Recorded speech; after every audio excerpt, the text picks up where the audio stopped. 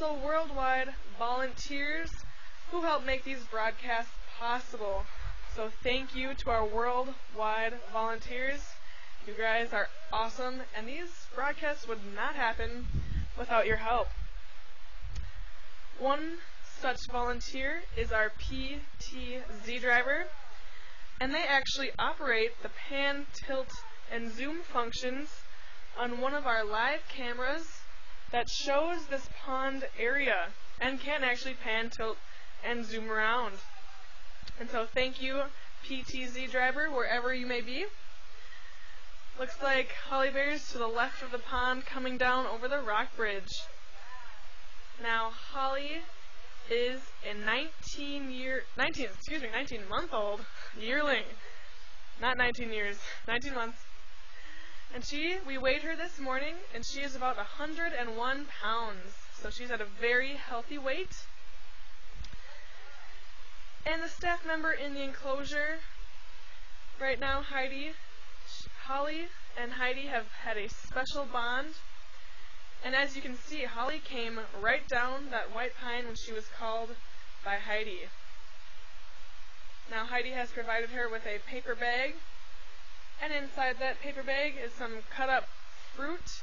There's a peach, there's an apple and some kiwi, and I think some peanuts in the shell. And this is just to provide an opportunity for you guys to see our bears, to feed our bears, and to show you guys how bears eat and think, and what they eat. And that's a question we get a lot here at the Bear Center, is what do black bears eat? Well, they are omnivores, and so many people think they eat raw meat, or they hunt for squirrels and eat rabbits, things like that. But that is actually not the case. Black bears typically mostly eat vegetation, along with berries and nuts and bugs to get protein. And so they really do not eat a whole lot of raw meat. But they are opportunistic, so let's say there's some remains of a deer from a wolf kill, and a black bear gets a whiff of those remains. They will go find it and eat whatever's left over. But they do not usually prefer it. Now, Holly Bear, we received her December 27th of 2013, so she is very new to the North American Bear Center. She's only been here about 7 months. And right now she seems very calm and confident, very happy. But when we received her in December, she was a very frightened little bear. She had a lot of adjusting to do, and that is because she was wild-born in Arkansas. And she was orphaned as a cub. She was actually separated from her mother in a forest fire. So that's very traumatic for a little black bear. She was then attempted to be rehabilitated to the wild. The Arkansas DNR found her and tried to rehabilitate her. However, this was not possible, and she was deemed unreleasable. And so she needed to find a home, or she was going to be euthanized. And so the North American Bear Center became that forever home for her. And like I mentioned, she had some issues when she came. Coming from Arkansas to northern Minnesota in December is quite the adjustment. She was also very terrified of people.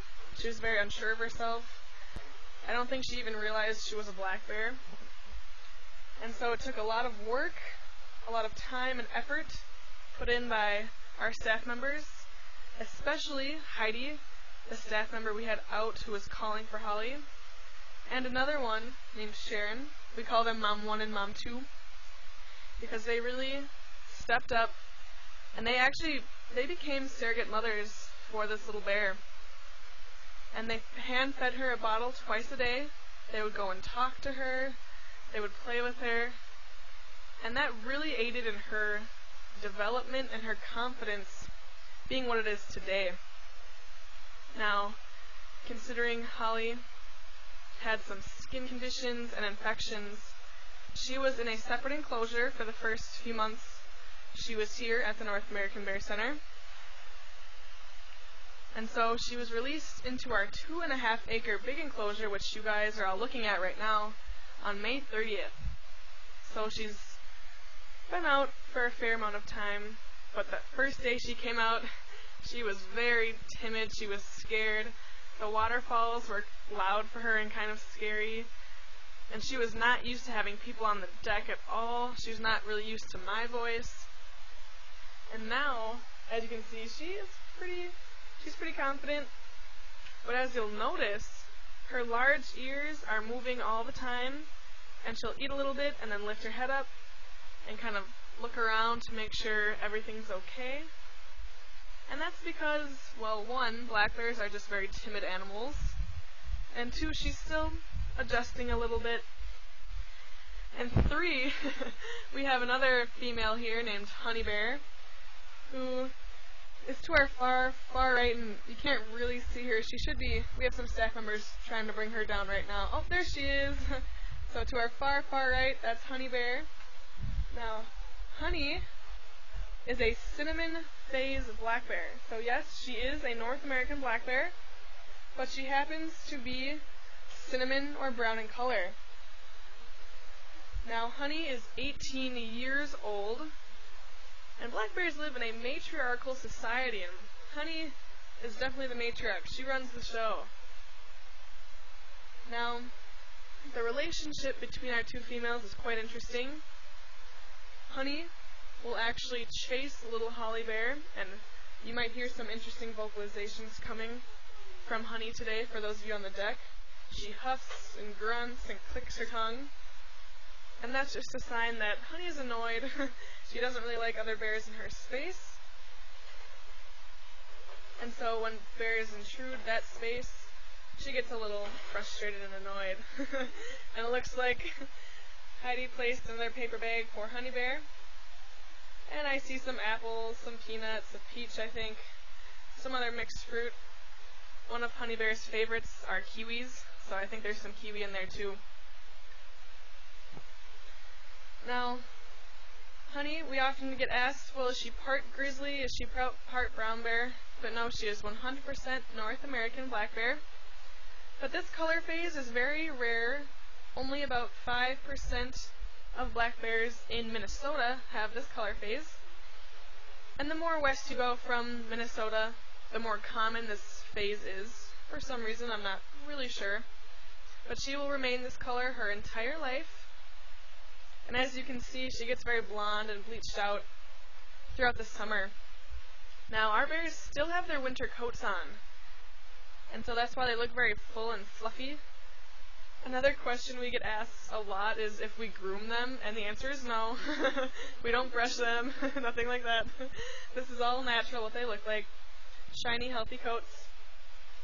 But as you may imagine, having a winter coat in the summer, even if it is a Minnesota summer, can get pretty hot. And that's why we have this man-made pond out in front. And yes, all 4 of our ambassador bears we have here swim in that pond. And Holly, our little yearling, is still kind of getting used to swimming in the pond. She's still very kind of awkward. She looks kind of goofy when she swims, because she's still learning how. But I mentioned we have 4 ambassador bears here at the North American Bear Center. We have our 2 females, which are out in front. Oh, and looks like, speak of the devil, there's Lucky to the far right, making an appearance. Now, Lucky is our 7-year-old male, and he's about 330 pounds. He's a big guy.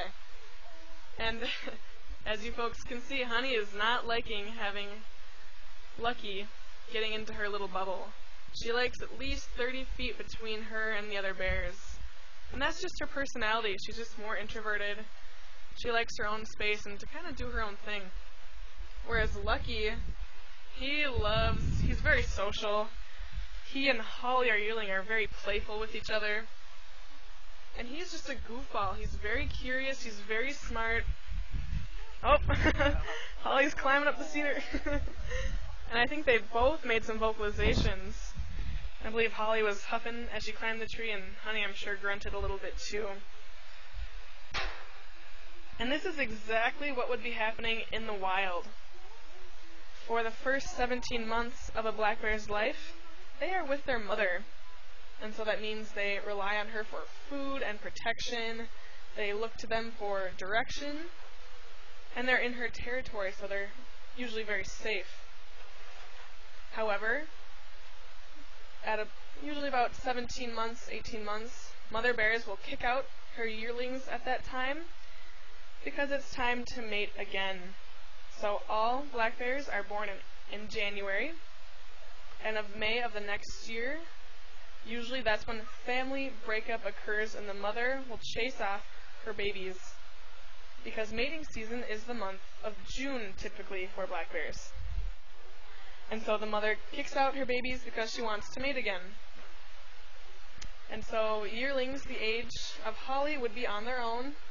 They wouldn't really have a set territory, and other bears would not tolerate them in their territory, and so they spend a lot of their time up in trees. And black bears are very, very well adapted for climbing trees. They have long, curved, sharp claws, and these claws aren't for hunting prey or anything like that, or attacking. They're simply for climbing up trees.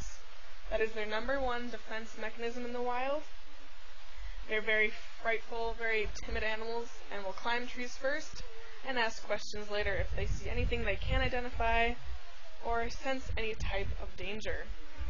And so yearlings like Holly would spend a lot of their times in trees being chased off by older, more established bears. And as you guys can see, Holly is a very, very good climber. And Lucky, our 7-year-old male to my right, he also still climbs trees. He's 330 pounds, and that is just a testament to how strong black bears are and how strong those claws are. I'll give a little bit of background about Honey and Lucky. I haven't done that yet. We'll start with Lucky. He has a somewhat similar background to Holly, our yearling.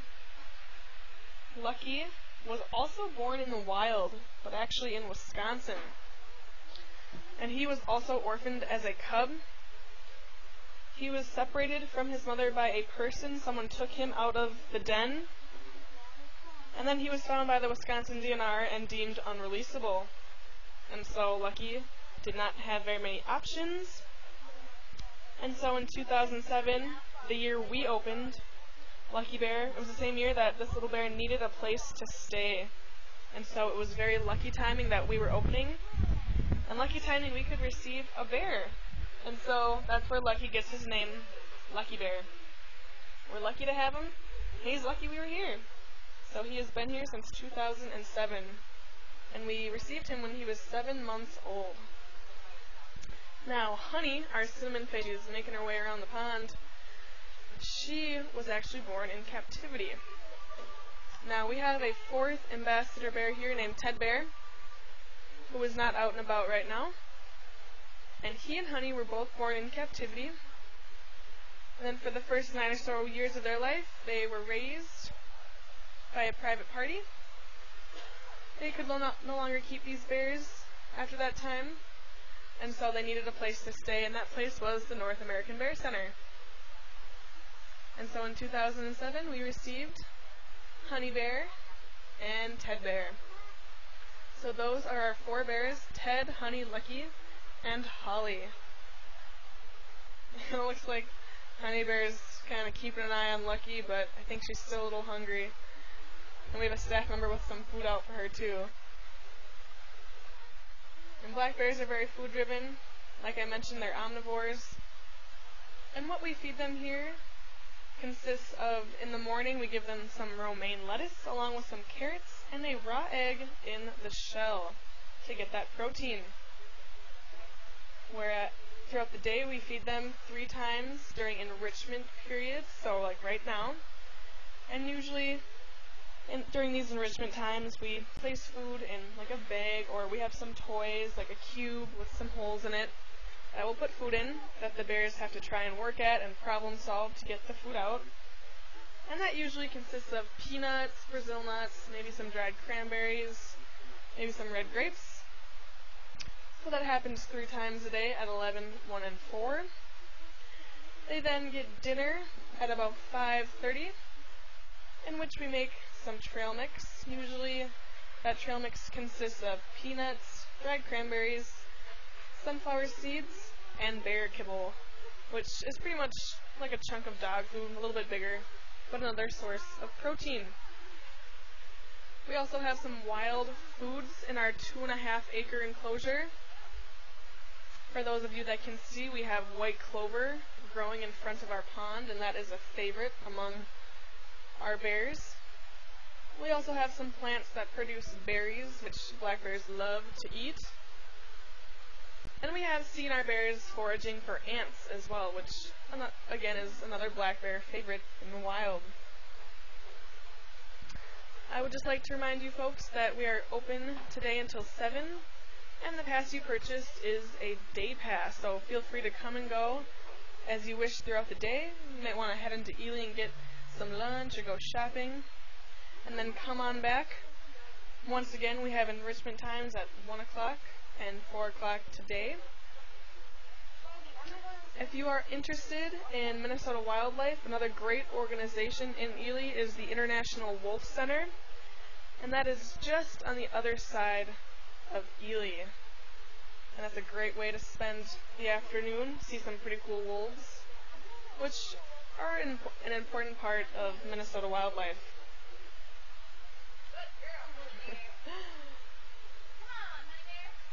Anyway, I would once again like to thank our worldwide listeners and volunteers for dedicating their time to make these broadcasts possible. So thank you guys very, very much.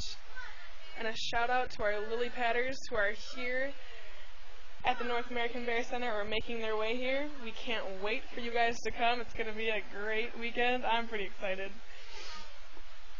I hope the weather stays nice. It's a little more sunny today. Yesterday was pretty terrible, but we're hoping for the best. Anyway, thank you guys very much.